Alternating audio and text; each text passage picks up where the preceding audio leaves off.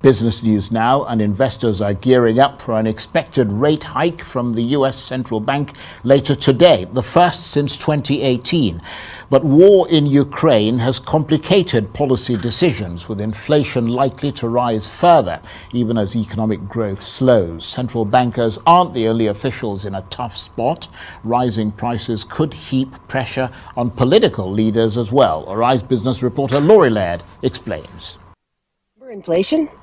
It's a phrase last discussed in earnest in the 1970s, when an Arab oil embargo sent prices rising across the Western world.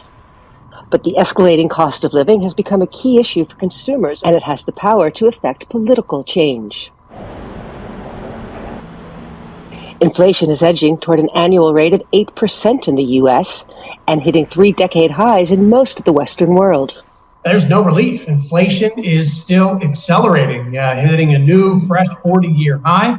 Consumer prices up almost 8% in the last year. And this was for February. So the recent run-up that we've seen in commodity products, most notably oil, but also other agricultural commodities, that's not something that's yet fully reflected. So at this point, it looks like further acceleration next month and maybe for the next couple of months is all but guaranteed.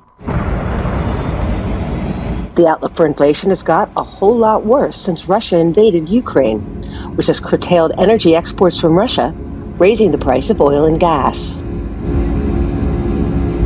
The political fallout in the world's biggest economy may only be just beginning. Here's U.S. President Joe Biden under fire for not attacking inflationary forces in America.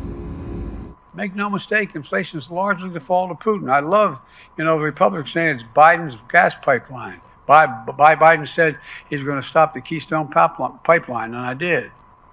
And that's the reason prices went up. Folks, let's get something straight here. The Keystone pipeline was 2 years away and had been 2% finished. Give me a break.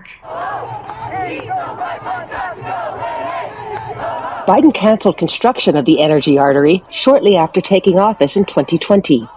A decision made under considerable pressure from rank-and-file Democratic voters.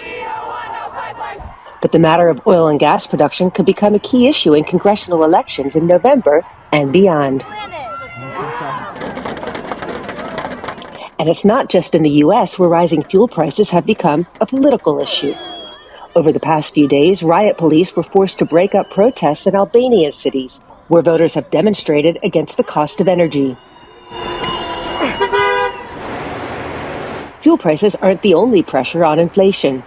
Russia and Ukraine account for almost a third of global wheat exports, and agricultural prices have soared since the start of the conflict.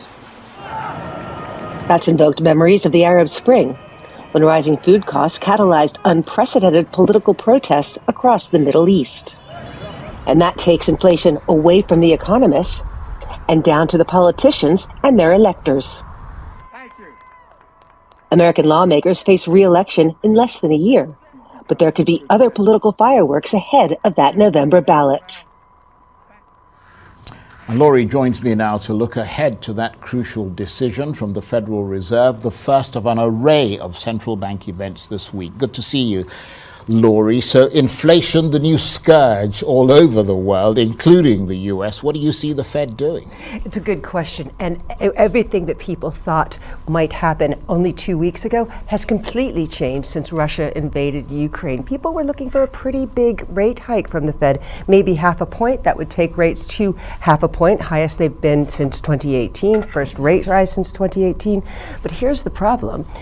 This events in Ukraine are going to make life a lot more difficult, not just for people in Russia and Ukraine, but prices are rising across the globe. People will have less to spend on discretionary items because they're spending more on food, they're spending more on petrol. That can tend to slow an economy down. So we have this situation where the Fed's raising interest rates, but growth is starting to slow. It's a very difficult position for a central bank to be in. So I think rates will probably continue to rise, but at a much slower pace than people thought just a couple of weeks ago. Well, from inflation, let's talk about the other big problem, which is energy, particularly for Europe. Boris Johnson in the Middle East appealing to the leaders there. What do you make of that visit? It's extraordinary to see Boris Johnson meeting with the leader of Saudi Arabia begging him to increase oil output to keep those energy prices lower than where they are right now. We also have American delegations going to Caracas to see people associated with Nicolas Maduro. All of a sudden, the leader of Saudi Arabia, the leader of Venezuela are off the naughty step because the West needs this crucial fossil fuel that they are quite easily able to produce. What we don't know is whether Saudi Arabia was, happy to hear this. What did they say? Saudi Arabia has not shown any sign of wanting to help the West out by increasing how much oil it pumps.